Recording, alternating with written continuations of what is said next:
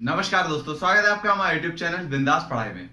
तो आज हम हैं पार्ट 4 रूरल डेवलपमेंट चैप्टर के, जिसमें आज हम पढ़ेंगे डाइवर्सिफिकेशन इनटू प्रोडक्टिव एक्टिविटीज। ये जो है बहुत ही इंपॉर्टेंट भाग है इस चैप्टर का। बहुत अच्छे से आपको सारी चीजें ध्यान रखनी है, ठीक है, जो भी बता रहा हूं आपको। तो भैया एग्रीकल्चर का कुछ ऐसा कंडीशन है हमारे इंडिया में कि ज्यादातर जो फार्मर्स हैं वो बहुत ज्यादा गरीब हैं, फिर भी जो ज्यादातर लोग हैं वो एग्रीकल्चर सेक्टर में ही घुसे हुए हैं भैया। अब इतना कैपेसिटी ही नहीं है एग्रीकल्चर सेक्टर का कि इतने सारे लोगों का पेट पाल सके। यहां पे लोगों को समझना पड़ेगा कि ज्यादा से ज्यादा एग्रीकल्चर सेक्टर में ना घुसे, वो कुछ और अपने लिए काम ढूंढे भैया एग्रीकल्चर सेक्टर में, क्योंकि जितना कमा रहे हैं उससे तो ज्यादा ही कमाएंगे कहीं और काम करेंगे तो, ठीक है।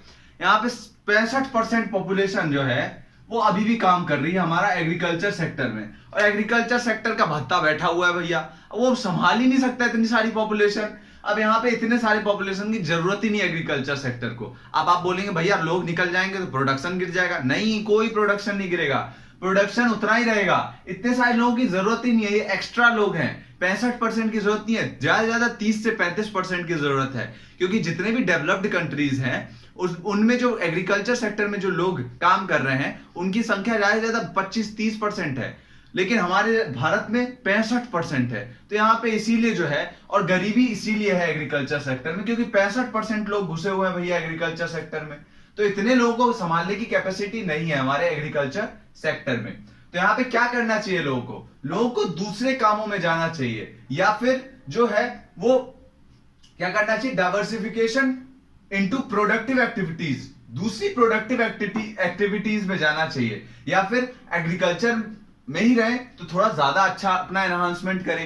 यहाँ पे बहुत सारी ऐसी चीजें हैं जो एग्रीकल्चर सेक्टर में, मान लीजिए फार्मिंग भी कर रहा है कोई किसान, उसके साथ साथ दूसरी चीजें भी कर सकता है, जैसे कि चेंज इन क्रॉपिंग पैटर्न। यहाँ पे क्रॉपिंग पैटर्न जो ज्यादातर किसान जो हैं जिस क्रॉपिंग पैटर्न का यूज करते हैं वो है सिंगल क्रॉप उगाते हैं, ठीक है, वो अपने लैंड पे। तो यहाँ पे सिंगल क्रॉप से उतनी ज्यादा प्रोडक्शन नहीं होता है। यहाँ पे उनको मल्टीपल क्रॉपिंग करनी चाहिए, या फिर दूसरी जो मेथड्स हैं उनका यूज करना चाहिए, ठीक है, फार्मिंग में। तो यहाँ पे नई नई मेथड्स का यूज करेंगे जिससे प्रोडक्शन भी बढ़ेगा। तो उनको अपने जो क्रॉपिंग पैटर्न है उसमें चेंज लाना चाहिए, ठीक है, अगर उनको थोड़ा सा ग्रोथ पाना है किसानों को। दूसरा सबसे इंपॉर्टेंट क्या करना चाहिए वो है शिफ्ट ऑफ वर्कफोर्स। शिफ्ट करो भैया अपने वर्कफोर्स को एग्रीकल्चर सेक्टर से बाकी के सेक्टर्स, बाकी के चीजों में, ठीक है। अगर मान लीजिए बोलेगा भैया, किसान बोलेंगे हम तो पढ़े लिखे ही नहीं है भैया, कहां पे जाएं, कहां हमें कौन काम देगा, हम तो पढ़े लिखे ही नहीं है भैया। बहुत सारी ऐसी भी जगह है जहां पे आपको बिना पढ़े लिखे भी काम मिल जाएगा। जैसे कि अपना काम स्टार्ट करो ना भैया, एनिमल हस्बेंड्री करो, एनिमल को पालो भैया, एनिमल को पालो। बहुत सारे लोगों ने इसको स्टार्ट किया है गांवों में, जैसे कि 70 मिलियन लोगों को इससे जो है वो एम्प्लॉयमेंट मिली है। कैसे एम्प्लॉयमेंट मिली है, बहुत सारे रेयरिंग एनिमल्स होते हैं, जैसे कि शीप, जो बकरियां होती है, उसके बाद शीप हो गए, उसके बाद बुफेलोज हो गए, हमारे जो भैंस होते हैं, फिर गाय होती है, बहुत सारी ऐसी ऐसी चीजें हैं, जैसे कि मुर्गी पालते हैं। तो भैया इन सब चीजों को पालो, और इन सब, क्योंकि इंडिया में जो है जो प्रोडक्ट्स हैं जैसे कि मीट, मिल्क, एग, इन सारी चीजों की जो है बहुत ज्यादा डिमांड है, और वुल की भी बहुत ज्यादा डिमांड है। तो भैया ये सारी चीजों को पालो आप, और इन सारी चीजों को पाल के अपना बढ़िया से अपना पालन पोषण करो, क्योंकि इन सारी चीजों में भी बहुत ज्यादा पैसा है। आपको फार्मिंग करनी है, आप फार्मिंग भी करो, खेती भी करो, उसके साथ साथ जानवरों को भी पालो। जैसे कि आजकल गांव में आपने बहुत सारे लोगों को देखा होगा, वो किसानी भी करते हैं, उसके साथ साथ जो भैंस हैं, गाय हैं, उन सबको भी पालते हैं। तो यहाँ पे डबल प्रॉफिट होता है। फार्मिंग से तो प्रॉफिट होगा ही, साथ में इन सारे ये जो दूध है उनका बेच के भी प्रॉफिट कमाएंगे भैया बढ़िया से। या फिर आप मुर्गियों को पालो, मुर्गियों को पालने से क्या होगा, आप उनको मार्केट में जाके बेचो, बढ़िया दाम पे बिकती है भैया मुर्गियां, तो यहाँ पे उससे भी आप पैसे कमा सकते हो। फार्मिंग भी करो, उसके साथ साथ दूसरी चीजें भी करो, जैसे कि एनिमल हस्बेंड्री करो, ठीक है। यहाँ पे एनिमल्स को पालो, जो मैंने आपको एनिमल्स को बताया। यहाँ पे आपके सामने एक चार्ट है जिसमें आपको दिखाया गया कि परसेंटेज क्या क्या है एनिमल्स का। तो यहाँ पे सबसे ज्यादा जो परसेंटेज है जो पाला जाता है जानवर को, वो है मुर्गियां। मुर्गियां जो है 58% जो मुर्गियां हैं वो पाली जाती है इंडिया में, ठीक है। तो यहाँ पे ये जो सारा परसेंटेज है उसको याद कर लीजिएगा, पेपर में आपसे पूछ सकता है, ठीक है। तो यहाँ पे हमने देखा कि भैया पहला जो ऑप्शन है वो है एनिमल हस्बेंड्री, फार्मिंग के लोगों के लिए। उसके बाद दूसरा क्या है भैया, फिशरीज। फिशरीज मतलब कि मछलियों को पालो और उसके बाद मछलियों को क्या करो, बेचो, जाके निकाल के पानी में से निकालो उसको, जाके मार्केट में जाके बेचो, बढ़िया से बढ़िया दाम मिलता है भैया मछलियों का भी। जैसे कि बहुत सारे स्टेट्स हैं, जैसे कि जो भी सी से जुड़े हुए हैं, जो भी समुद्र से जुड़े हुए हैं, जैसे कि कर्नाटका, महाराष्ट्र, केरल, तमिलनाडु, आंध्र प्रदेश, ये वेस्ट बंगाल, ये सब क्या है, ये सब सी से जुड़े हुए हैं, मतलब कि समुद्र से जुड़े हुए हैं। और यहाँ पे मछलियों को बढ़िया से मारा जाता है भैया। बहुत सारे मछुआरे हैं यहाँ पे इन सारे स्टेट्स में, और उनका जो अपना कार्यक्रम है बढ़िया से चल जाता है। कैसे भैया, फार्मिंग में जो कम कमाएंगे उससे अच्छा अपना फिशरीज में ही कमाएं, या फिर फार्मिंग भी करे उसके साथ साथ मछलियां भी मारे, ठीक है। तो यहाँ पे लेकिन एक कुछ प्रॉब्लम है फिशिंग कम्युनिटी के साथ, जो मछुआरे होते हैं उनके साथ, जो 68% पॉपुलेशन है, ज्यादातर जो पॉपुलेशन है मछुआरों की, वो जो है वो बहुत ज्यादा गरीब है और बहुत ज्यादा अनएजुकेटेड है, जिसके कारण वो अगर फिशरीज में जब मछुआरों को अगर मछलियां मारने में ज्यादा प्रॉफिट नहीं हो रहा है, तो वो दूसरे जो अपना एम्प्लॉयमेंट का ऑप्शन है उसमें स्किप नहीं कर सकते, उसमें जा नहीं सकते हैं, क्योंकि उनके पास ऑप्शन ही नहीं है, एजुकेटेड ही नहीं है वहां पे वो, ठीक है। तो यहाँ पे ये प्रॉब्लम्स है। तीसरा क्या है भैया, हॉर्टिकल्चर। हॉर्टिकल्चर जो है वो बहुत ज्यादा इंपॉर्टेंट है और बहुत ज्यादा चेंज लाया है इसने, जो हमारे ये है ना वर्कफोर्स के जो शिफ्ट है उसमें बहुत ज्यादा चेंज लाया है, क्योंकि हॉर्टिकल्चर में बहुत ज्यादा लोग घुसे आज जो है वो शिफ्ट किए हैं एग्रीकल्चर से हॉर्टिकल्चर में। हॉर्टिकल्चर में क्या किया जाता है भैया, सब्जियों को उगाया जाता है, फ्रूट्स को उगाया जाता है, कुछ मेडिसिन प्लांट को उगाया जाता है, बहुत सारी ऐसी ऐसी चीजें जो है, ये सब आपके बुक में भी दिया हुआ है। मैं आपको यहाँ पे कोई भी चीज रटाने का काम नहीं करूंगा, केवल समझाने का काम है मेरा, ठीक है।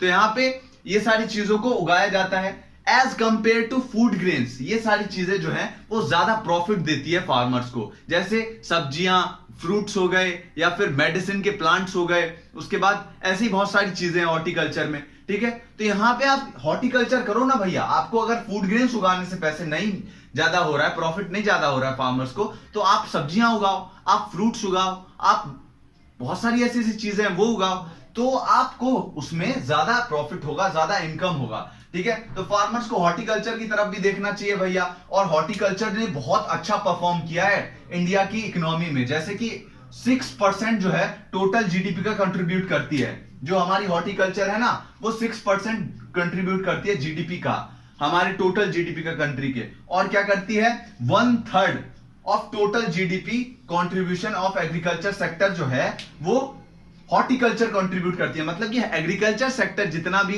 प्रोडक्शन करता है उसमें से जितना उसका जीडीपी में कंट्रीब्यूशन है, उसमें से 30% जो है या फिर 33% वो किसका है, वो हॉर्टिकल्चर का है। तो हॉर्टिकल्चर ने बहुत इंपॉर्टेंट रोल प्ले किया है यहाँ पे हमारे जो रूरल डेवलपमेंट है उसमें, क्योंकि ज्यादातर लोग अब हॉर्टिकल्चर में घुस रहे हैं भैया, क्योंकि देख रहे हैं ज्यादा प्रॉफिट है भैया यहाँ पे, तो यहाँ पे घुस रहे हैं, तो यहाँ पे उनको ज्यादा इनकम भी प्राप्त होगी, ज्यादा प्रॉफिट भी प्राप्त होगा, और उनकी हालत भी सुधरेगी, जिससे रूरल डेवलपमेंट होगा यहाँ पे।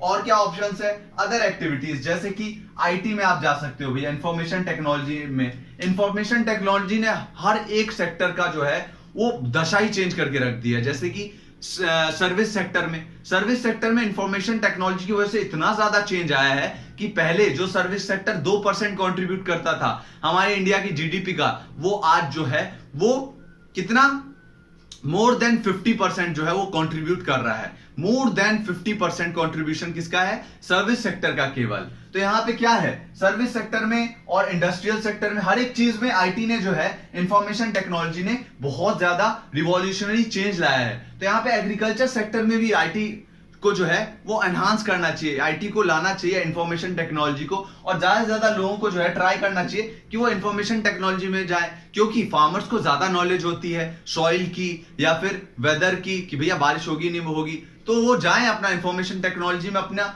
जो काम स्टार्ट करें। कैसे कि बताएं कि भैया यहाँ की सॉइल कैसी है, यहाँ पे ये उगाया जा सकता है, यहाँ पे ये किया जा सकता है। तो इससे क्या होगा कि भैया वहां पे एग्रीकल्चर सेक्टर में जो है उसके प्रोडक्शन में इंक्रीज होगा, जिससे यहाँ पे फार्मर्स की कंडीशन अच्छी होगी, ठीक है। जैसे बाकी के सेक्टर्स में एनहांसमेंट आया है आईटी की वजह से, वैसे एग्रीकल्चर सेक्टर में भी आएगा, ठीक। तो यहाँ पे ये सब थे हमारे ऑक्यूपेशनल जो ऑप्शंस हैं फार्मर्स के पास कि इन सारी चीजों में फार्मर्स जो हमारे वो जा सकते हैं। ठीक है, जो इस वीडियो में केवल इतना ही। धन्यवाद आपका इस वीडियो को देखने के लिए। अगर आपको वीडियो पसंद आई हो तो प्लीज वीडियो को लाइक कीजिए, शेयर करिए एंड चैनल को सब्सक्राइब करिए। धन्यवाद।